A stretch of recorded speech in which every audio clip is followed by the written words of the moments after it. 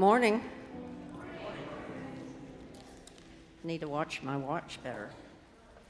My name's Linda Randolph. I'm a member of the Board of Trustees, Board of Directors for Tennessee Valley Unitarian Universalist Church, and I welcome all of you on behalf of the board and program council. You're welcome here, whoever you are, wherever you're from, and wherever you are on your journey. If you'd like more information on TVUUC, there's a card in the back of the seat in front of you or pew, and you can fill that out and drop it in the collection plate. Also, Mark Mahundro gave me this announcement, there he is there, to read to you. What is questions? Questions. It's a new meeting for visitors or those who want to know more about TVUUC, Unitarian Universalism, and the path to membership. It's open to current members who may want to deepen their connection to TVUUC and Unitarian Universalism. I should have read this first. So he looks forward to meeting you. The next session is today in the Lizzie Crozier-French room at 12:30. He will welcome you.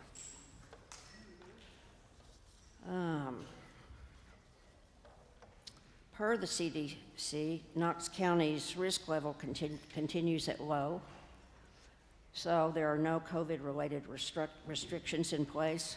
Masks and vaccinations are encouraged. During the service, the Lizzie Crozier-French room next door is designated for remote viewing with masks required for all over the age of 2. You can also watch the services online. And we have 2 announcements.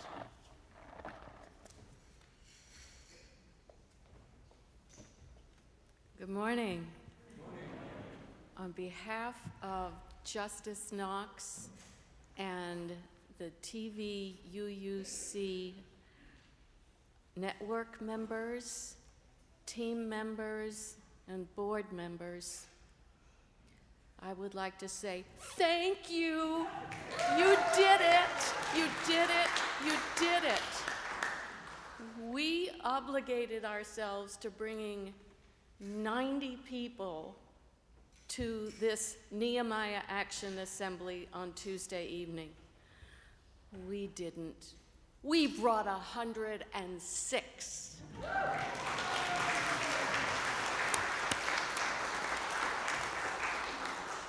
Thank you to all the network members who made lots of phone calls to TVUUCers and friends and family and all of that to bring it together. It was a very successful action in terms of homelessness, and our mayor, India Kincannon, was there to say yes, yes, yes to everything we asked of her.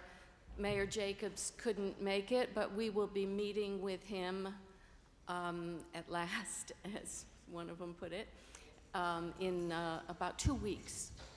So we expect him to say yes, yes, yes as well. And then also with the micro-transit for transportation that's accessible and affordable, we also got a yes. This is very important work, and I want to thank each and every one of you who attended. And if you want to become a network member, ask. Polly is here. Polly, raise your hand. There you are. You can ask Judy Gibson here. You can ask me, and I don't think, is Ruth here today? No. We can tell you all about what it's like to be a member of the network.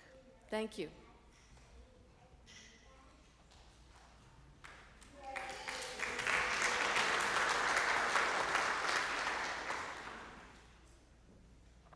Come on down.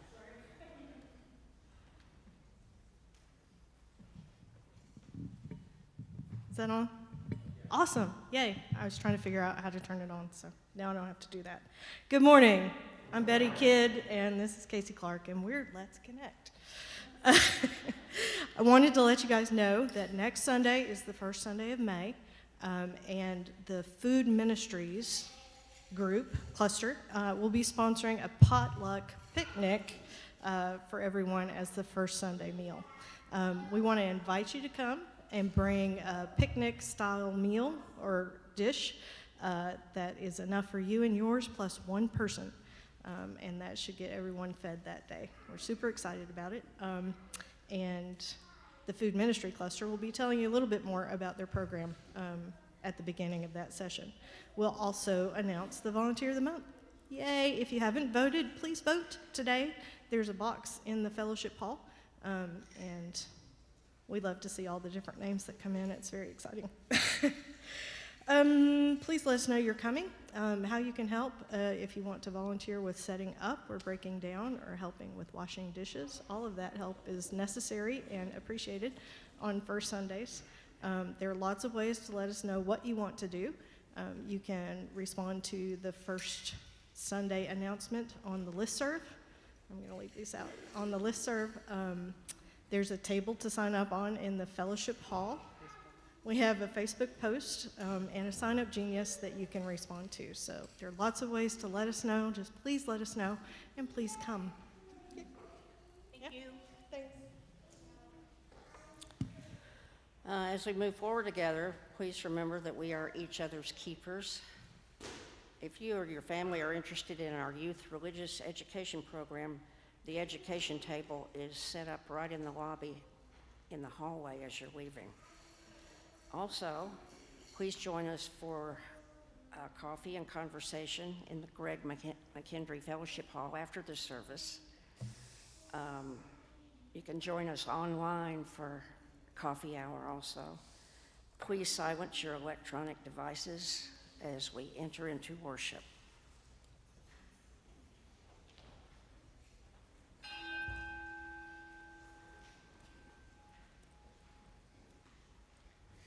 In the hymn by Michael Junkus, On Eagle's Wings, the 91st Psalm promises safety and comfort in God's divine care, saying, God will raise you up on eagle's wings, bear you on the breath of dawn, make you shine like the sun, and hold you in the palm of his hand.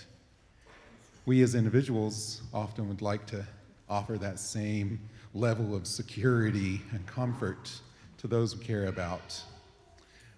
During this arrangement of On Eagle's Wings by Rebecca Groom-Tavelda, I invite you to contemplate how we, lacking divinity or supernatural powers, can offer care when we cannot cure.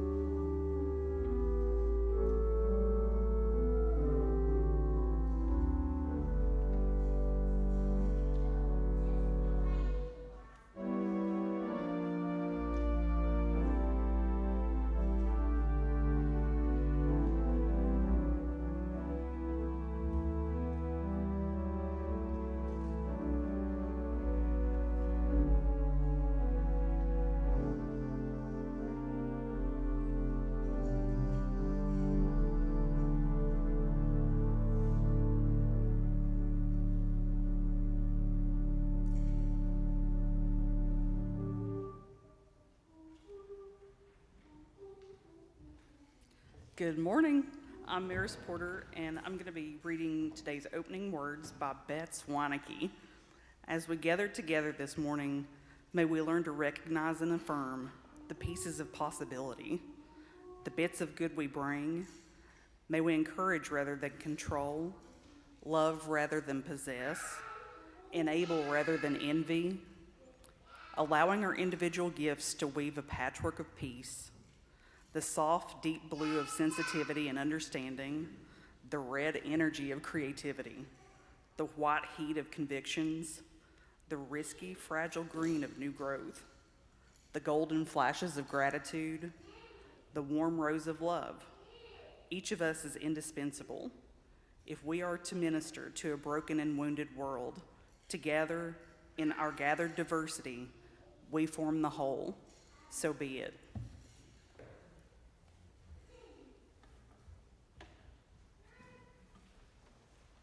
Please rise and bow your spirit to sing the chalice lighting song. From you I receive, to you I give, together we share, and from thence we live. From you I receive, to you I give, together we share, and from thence we live.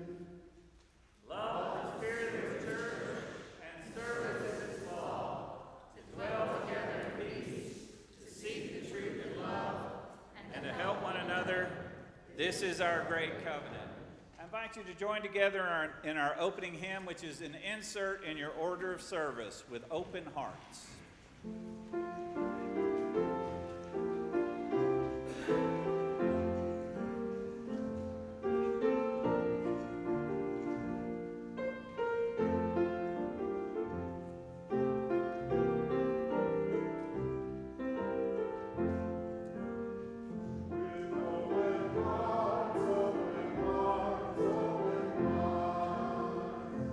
There is welcome in His name.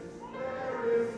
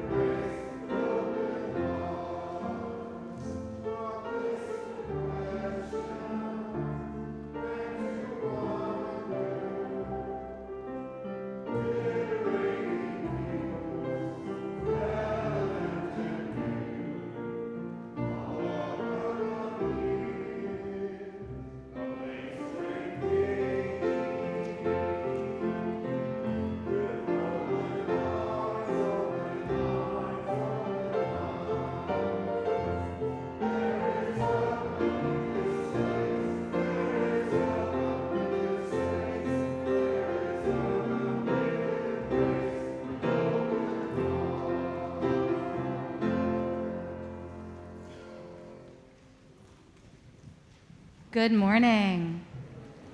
It is so good to be gathered in all the ways that we gather, those who are here in the sanctuary and those who are watching from elsewhere in the building or from home. Welcome. I have a story to share today about a kid who did something that they were really proud of. Has anybody here ever been really proud of something you did? Taylor had a plan. Taylor was going to build something new, something different, something amazing. Taylor built a giant tower of blocks. Have any of us ever played with blocks and built a tower? It was awesome. Taylor was really proud. But then, out of nowhere, a giant flock of birds swooped down, and everything came crashing down. How do you think Taylor felt? Sad, angry, yeah. The chicken was the first to notice.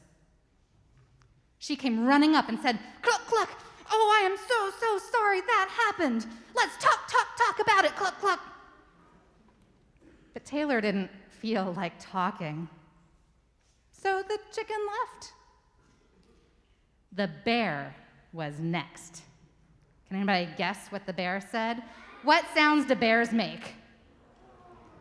Roar, the bear said. "Oh, I am so angry that happened." Yeah. Oh, good. It's so wonderful to revisit stories we've heard before. You do too. It's a great story, so you can help as we go. He said, "Oh, I'm so angry. You must be so mad. Let's scream and roar." Arr! Yeah, I hear some good roars. But Taylor didn't feel like screaming or shouting or roaring. So after a while, the bear left. The elephant, though, knew exactly what to do. Has anybody ever known exactly what you should do? The elephant said, "Oh, I know how to fix this. You just have to remember exactly where every piece was." But Taylor didn't feel like remembering. So the elephant left. One by one, they all came with their ideas. The hyena, what does a hyena do? The hyena said, "Hee, let's laugh about it." But Taylor, I bet you can guess, Taylor did not feel like laughing about it. Next was the ostrich. The ostrich, I hear some giggles, I bet some of you can guess. The ostrich said, "Oh, let's just hide and pretend it never happened so we don't have to think about it." But Taylor didn't feel like hiding or pretending. Let's see, the kangaroo. This one's a little less obvious. The kangaroo hopped in and said, "Oh, you know, this is a huge mess. We should just throw it all out." Yeah, and then there's one more. There is, but we're not going to hear about it today. The snake, thank you. Oh, my friends who have the book are my saviors today. The snake, and that's a good one. Thank you, the snake. I bet some of you can guess what the snake said. What did the snake sound like? The snake came in and said, "Shh, let's go ruin somebody else's mess." But Taylor didn't feel like doing any of those things. And so after a while, they all left until Taylor was alone. What do you think Taylor's body looked like when he was there alone, when they were there? Taylor didn't even notice the rabbit that was there. But slowly the rabbit inched closer and closer until it was sitting right up next to Taylor.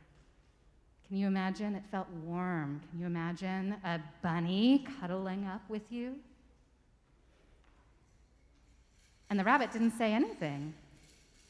The rabbit just stayed. Until after a while, Taylor said, would you just stay with me for a while? And the rabbit listened. Rabbits have really big ears, don't they? They might be really good listeners. The rabbit listened, and after a while, Taylor started to talk. And the rabbit listened while Taylor talked. The rabbit listened while Taylor shouted. The rabbit listened while Taylor remembered and laughed and made plans for running away and made plans for ruining somebody else's. And through all of that, the rabbit stayed. And then the rabbit listened as Taylor began to make plans to build. And Taylor said, "Oh, I am so excited. It's going to be awesome." And I suspect that Taylor did indeed build something awesome again. And so that is our story this morning about the rabbit who listened, thanks to the help of some kind friends. And now those young people and volunteers in our religious education spaces who are heading for our program this morning are invited to head out as we sing the recessional. Thank you.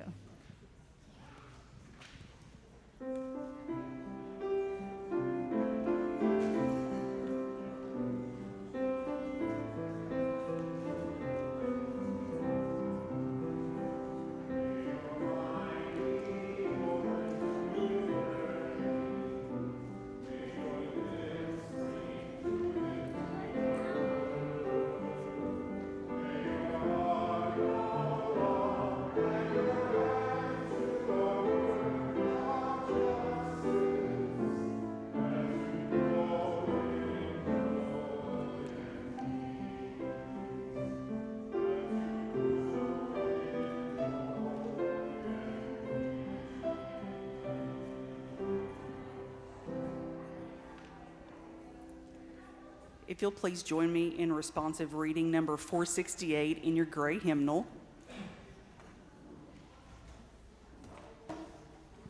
This is my first time doing a responsive reading, so I'm going to say a line and then you all say a line.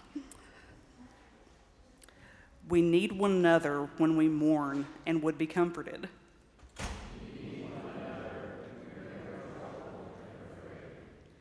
We need one another when we are in despair, in temptation, and need to be recalled to our best selves again.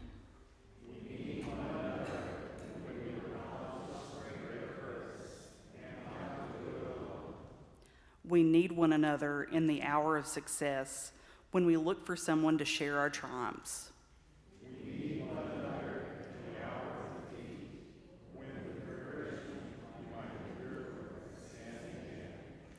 We need one another when we come to die and would have gentle hands prepare us for the journey.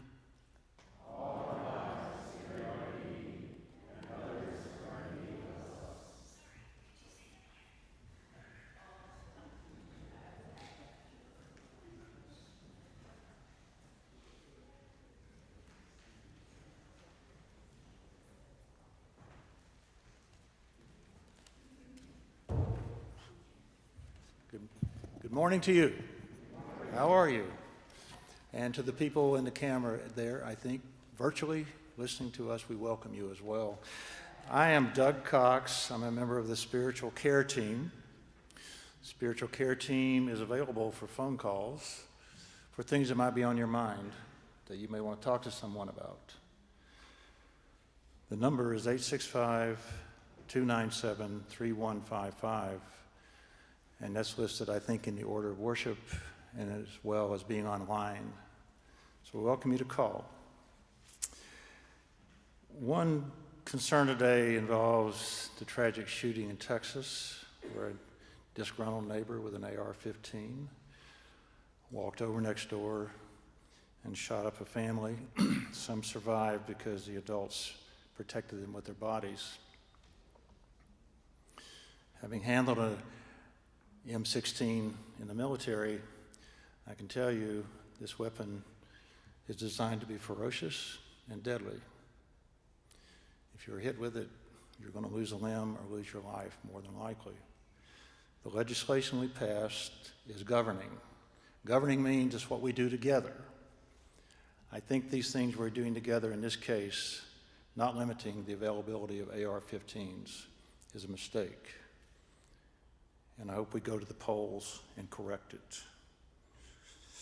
On a different note, we are grateful for the people who behind the scenes are negotiating for a peaceful, sustainable end to the conflict in the Ukraine, the invasion of the Ukraine. There are people working very hard at diplomacy, and diplomacy never works until it does. And they will be the true heroes of that effort and maybe averting nuclear war. So in your minds and your empathy and your love and your kindness, send some their way. We need them to be successful. Also, closer to home, it is with tenderness that Suzanne Brown shares that yesterday she and Chris's sister and her husband and Suzanne's closest friend, Yvonne, joined in the interment ritual for Suzanne's husband, Chris, who died last July. This feels like another step toward healing, as it means so much to have him nearby in a memorial garden. She welcomes you to visit that garden and see his nameplate and her placeholder next to it. I walked up a few minutes ago, and it is there. The family of Lee Minot, who died in February, gathered on her birthday Friday to complete the family ritual of remembrance by interring her remains in the memorial garden. They shared their affection and admiration for their good mother and her many strengths. The family and friends of Charlotte Morrison had a celebration of life yesterday in the sanctuary. Most of us knew her as a kind and caring person who worked on the flower committee and wrote cards at the caring table. That's very important, those cards, if you're suffering. My brother was injured in a water skiing accident in 1971, and in 1974 he died. My brother and my mother and I cared for him, and we were devastated. And those cards and other little things that happened, I remember to this day, were very meaningful to me at that moment because I didn't know what to do with my grief. So she earned the nickname Snake, however, from her friends at poker night for being sneaky in her strategies. So Steve and Carol Krause are glad to announce that Steve has moved from the University of Tennessee Medical Center to a physical rehab center, where his recovery continues positively. And mindful of the joys and concerns which at this moment are unspoken, but probably are on the hearts of everyone in this congregation, the people at home and around the world. The Dalai Lama said, if you want empathy, practice it. If you want kindness, practice it. If you want action, practice it.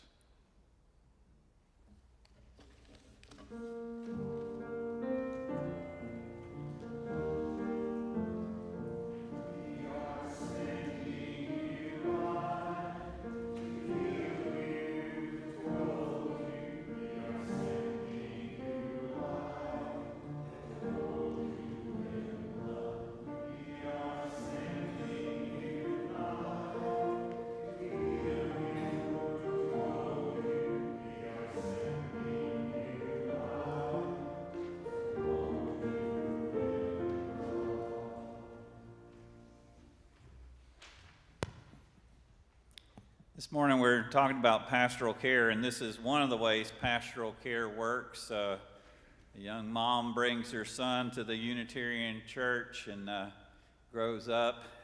And I'm thinking of Bruce Southworth, who some knew as a child, who grew up to be minister of the Community Church of New York and is now a retired minister. And I want to share these words that he wrote that are a prayer. O creative spirit of life in which we live and move and have our being, we give thanks for all of nature's bounties. We give thanks for caring friends and compassionate neighbors, We give thanks for the communion of those who seek to serve others. Each of us carries our private griefs and burdens. Sometimes we can share these, and for the open hearts which respond, we are grateful. Sometimes the world bears heavily upon us. We struggle alone, search the depths and long for healing, for renewed hope, for strength, which give us grace and peace. May we be strengthened in our efforts to be of service, and may we always be mindful our lives are filled with privilege, success, and joy that are foreclosed to many. May our prayer be that we are always seeing clearly and keep before us the commandment to care. And may we try always to be inclusive and open, not exclusive and narrow. On this day and every day, we give thanks. But let us also be satisfied with the world as it is for now, and long for a new world that is waiting to be realized. May our spirits and our bodies be nourished and nurtured as we give thanks and praise to all that sustains, heals, and holds us, all that is holy. Let us pause for a moment of silent worship together.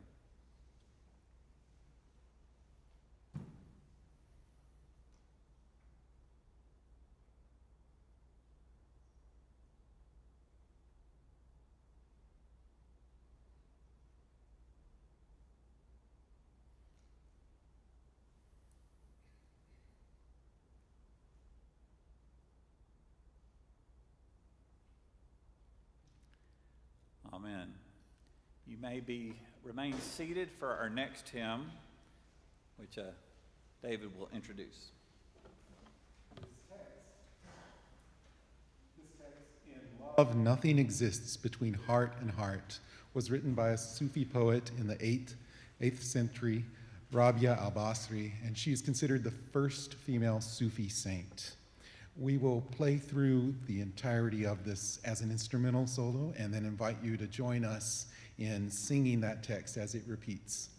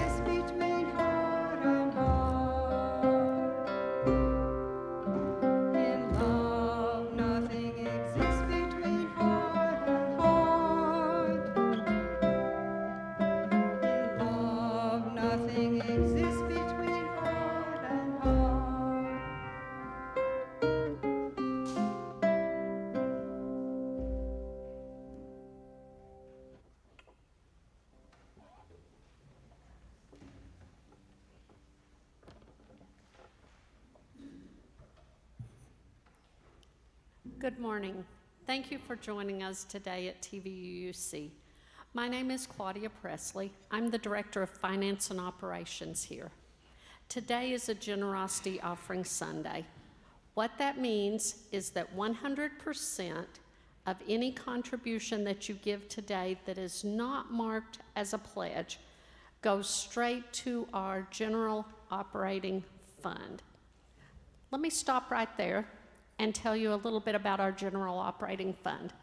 It goes to pay not only salaries, but utilities, groundskeeping, all of those kind of things.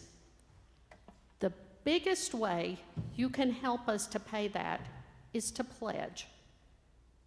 We are in the midst right now of putting together our fiscal year 23-24 budget, and we need your pledge. If you haven't pledged yet for this upcoming pledge year, please do so. If you want to see programs continue, if you want to see programs increase, please pledge. You can do that online. You can talk to any of the staff members. You can send us an email. You can talk to anyone on the stewardship team. They'll be glad to tell you how to do that. Right now, though, Generosity Offering Sunday. Checks and cash can go into the offering baskets that are going to be passed around here in a few minutes. You can give with a debit card or a credit card in the giving kiosk that is located in our lobby. If you're watching online, easiest way to give is to text give to the number 73256, type in TVUUC and the amount you would like to give. Or if you're watching online, any screen that you're looking at should have a give button or a give bar. So 2 things: give generously today to the generosity offering, or make a pledge, or do both. Thank you.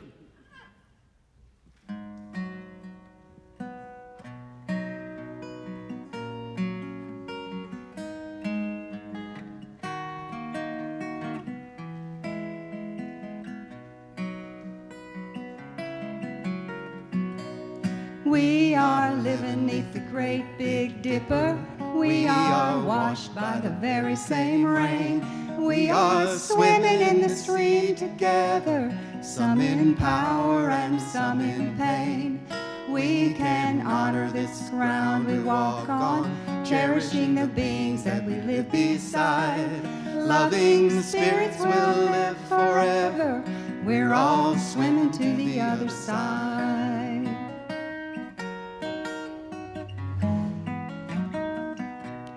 I am alone and I am searching, hungering for answers in my time. I am balanced at the brink of wisdom. I'm impatient to receive a sign. I move forward with my senses open. Imperfection, it be my crime. In humility I will listen. We're all swimming to the other side. We are living neath the great Big Dipper. We are washed by the very same rain. We are swimming in the stream together, some in power and some in pain. We can honor this ground we walk on, cherishing the beings that we live beside. Loving spirits will live forever. We're all swimming to the other side.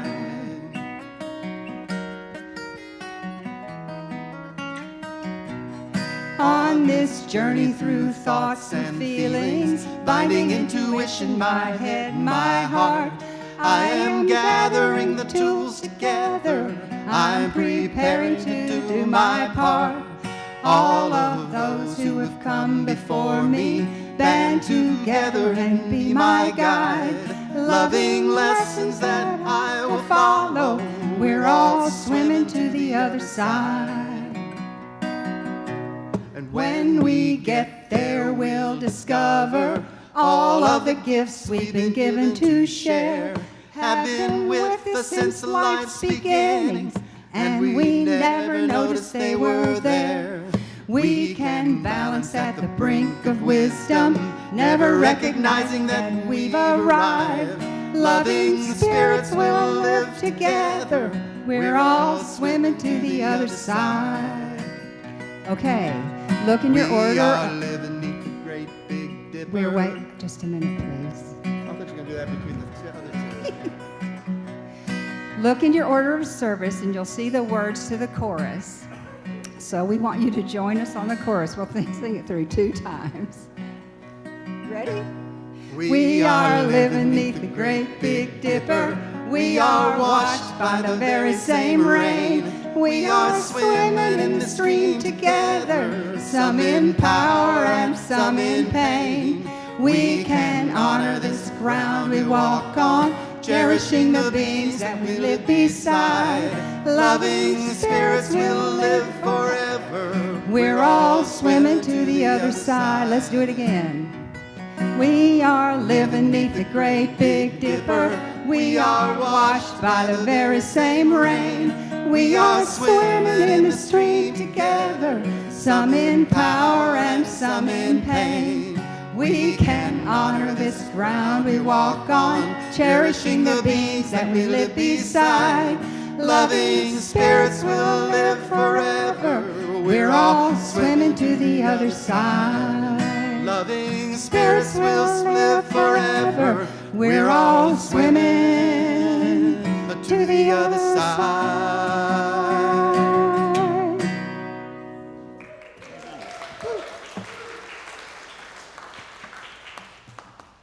I don't usually do advertising in my sermons, but this week I came across a series of sympathy cards that you can send to people who are suffering, but they're less sympathy cards and more empathy cards. They're by M and Friends, and one card reads, "No card can make this better, but I'm giving you one anyway." Here's another one, just a simple image says, "You are not alone." And another one says, "If only this card was an unsolicited advice shield. I'm here for you." And my favorite, "Please let me be the first to punch the next person who tells you everything happens for a reason."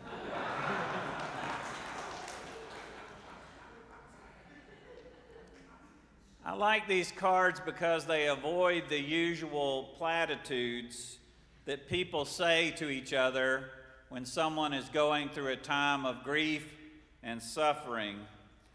And that's what I want to speak about today, how we can be present with each other in times of difficulty without resulting to those platitudes that come so easily. How to be present with each other without easy answers or quick fixes. Now, if you're familiar with the story of Job in the Bible, you know that he's a man who is enduring great suffering for no fault of his own. And in that story, his friends come to visit him, and they sit silently for 7 days, simply being present with him.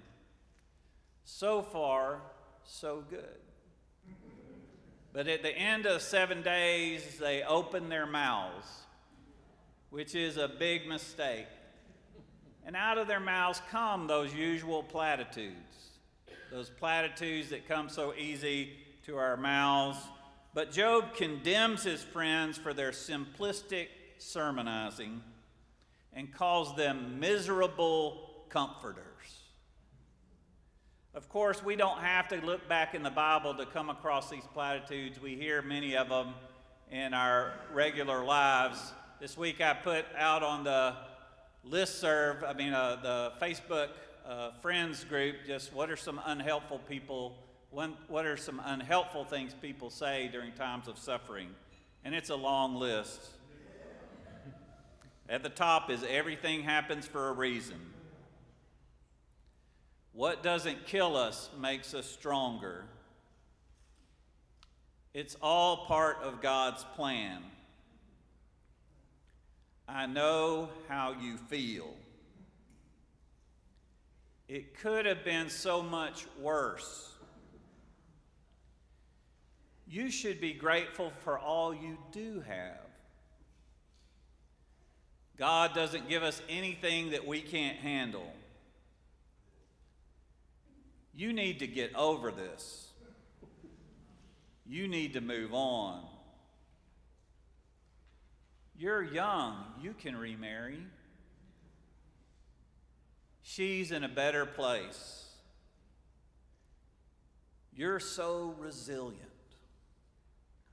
Related to this last one, Hope Ely shared these words by Zandasha Lorelia Brown, who once wrote, "I dream of never being called resilient again in my life. I'm exhausted by strength. I want support. I want softness. I want ease. I want to be amongst kin, not patted on the back for how well I can take a hit." I could go on with unhelpful comments.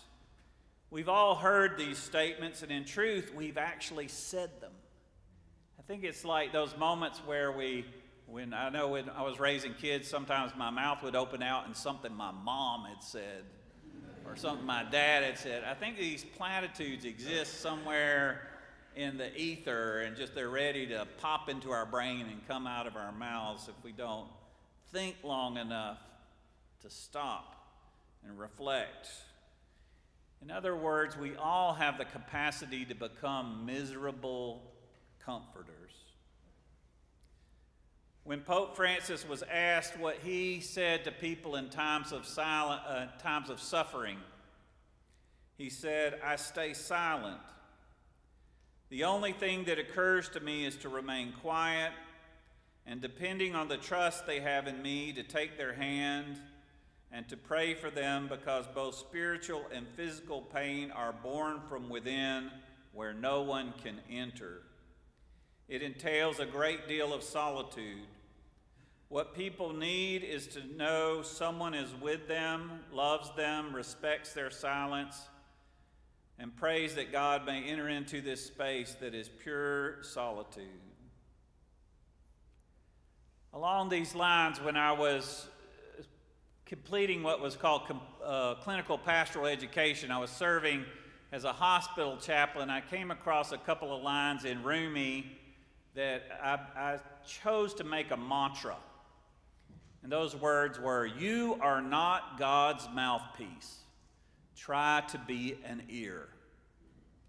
You are not God's mouthpiece. Try to be an ear. These words gave me a new sense of mission, a way to rethink what ministry is. And I decided, unlike the talking heads on cable news and unlike the preachers in many pulpits, I decided I am not God's spin doctor. I am not God's spin doctor. It's not my job to defend God's administration of the universe. If you are angry with God or the universe, I'm on your side. I am not going to be God's press agent or public relations manager. Instead, I'm going to be a friend with a listening ear. And I remember in that role as hospital chaplain going to visit a woman who was a member of a Baptist church and whose theology was much more conservative than mine. But she said to me, "You're my favorite visitor." She says, "I go to a Baptist church, and whenever someone from that church visits me, they always ask me the same question: are you saved?" It's like they don't even know me. It's like they don't even notice that I've been going to that same church for decades. You never asked that question. So, there you go. Her lamentation captures many different concerns, but I think at the heart of it is not looking for a mouthpiece, looking for an ear, looking for empathy. So where are the good role models for pastoral care? Well, I actually think Job's friends are for the first 7 days. You know, a willingness to travel a distance to be present with a friend who is suffering and sit still with them.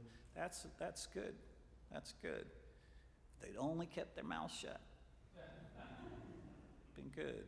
But not everyone in the Bible sets a good example. For instance, I often say, and it's among one of my more controversial opinions, living in the Bible Belt, but I say Jesus is a very bad role model for pastoral care. That's right, the minister in the pulpit just said Jesus is a bad role model for pastoral care. Because the stories of the New Testament tell us that Jesus simply walks into a room and heals people and leaves. He made the blind see, the deaf hear, the lame walk, and the dead rise again, and then moves on to the next town. In other words, Jesus is a fixer. And yet the work of pastoral care involves sitting with people who have problems we cannot fix. Cannot fix. Pastoral care means sitting instead of being constant motion. You can't squeeze pastoral care into a busy schedule.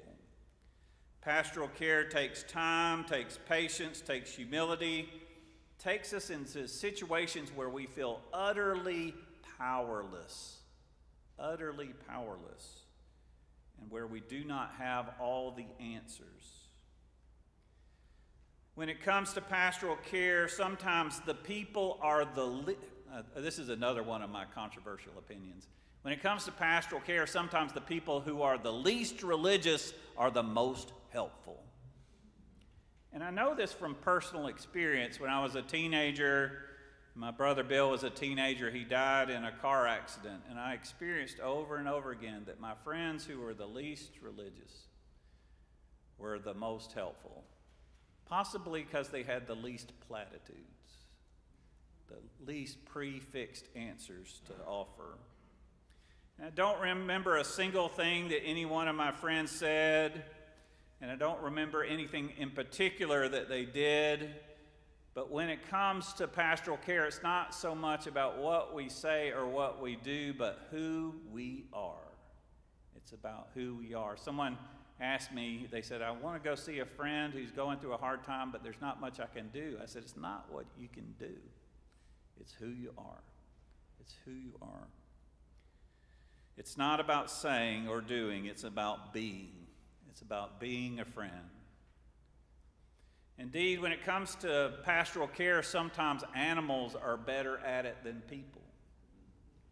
The cat that crawls up into our lap and purrs, the dog that greets us at the door.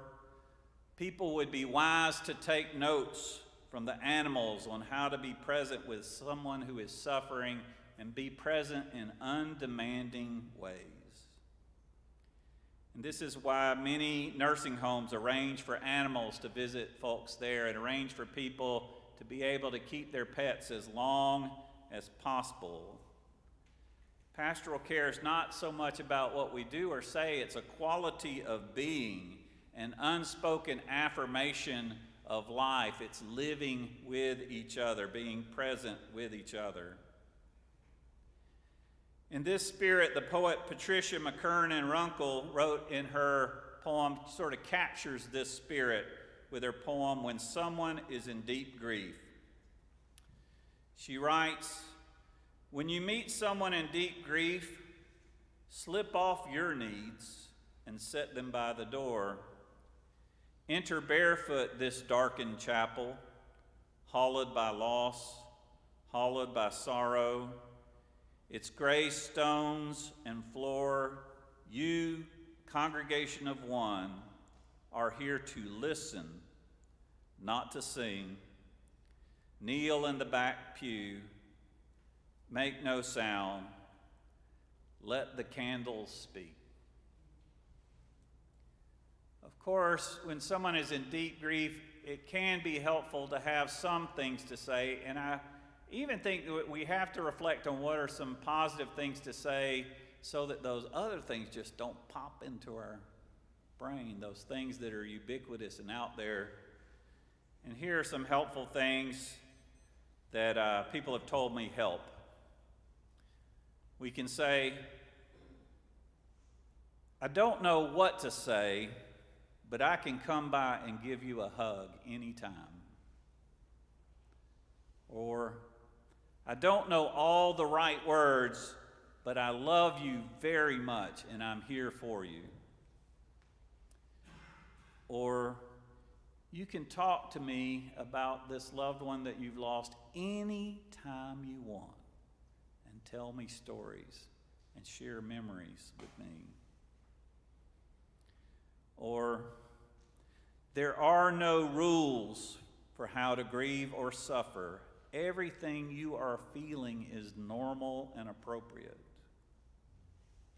Or, and this is Job's friends, I will travel to you wherever you are and stay for several days. These are just some of the things we can say. Or if someone is a little too distant, we can send them a card. A card that says things like, no card can make this better, but I'm sending you one anyhow. Or you are not alone. Or please let me be the first to punch the next person who tells you everything happens for a reason. Because a card of this kind is worth much more than the paper or the cost of the envelope or the cost of the stamp. A card like this is love, a love that is stronger than death, a love that is more fierce than the grave, a love that is the spirit of this church and empowers us to care for each other even when we can't cure. So be it.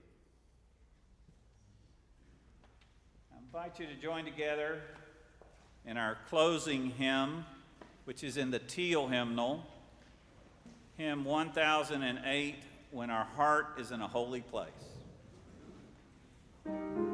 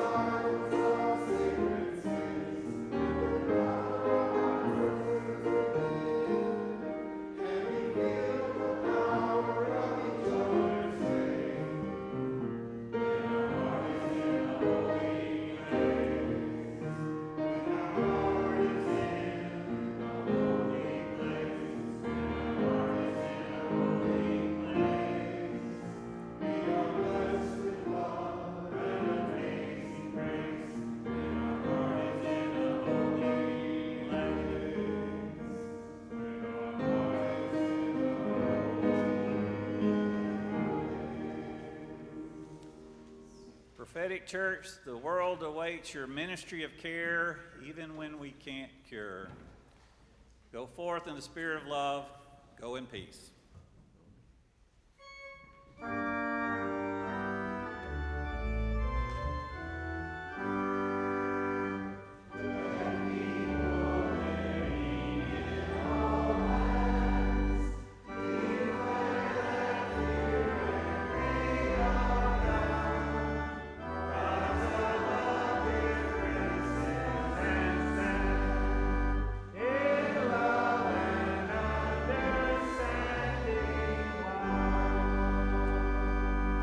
As our last act of worship, I invite you to turn and greet your neighbor.